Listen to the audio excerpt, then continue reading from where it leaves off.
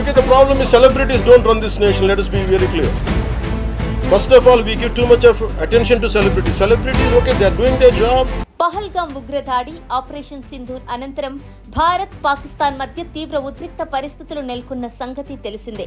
రెండు దేశాలు కూడా ప్రత్యక్ష దాడులకు దిగాయి. ఇలాంటి సమయంలో దేశమంతా కలిసికట్టుగా ఉండాల్సింది పోయి ఎవరికి వారు చేతిలో ఫోన్ ఉంది కదా అని వారికి నచ్చిన పోస్టులు వారు పెడుతున్నారు.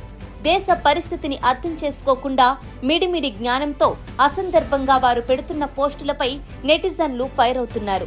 అసలు సిచ్యుయేషన్ ఏంటి, మీరు మాట్లాడే మాటలేంటి అని దుమ్మెత్తిపోస్తున్నారు.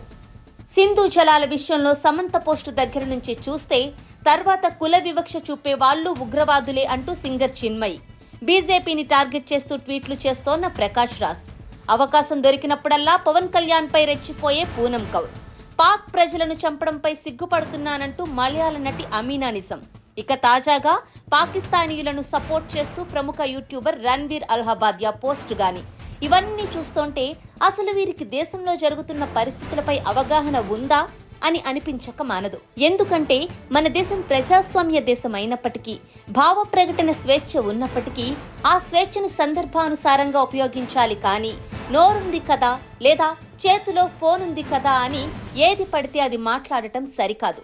అందుకేనేమో AP deputy CM Pawan Kalyan కూడా సెలబ్రిటీలందరూ నోరు మూసుకోండి అని కాస్త ఘాటుగానే చెప్పారు.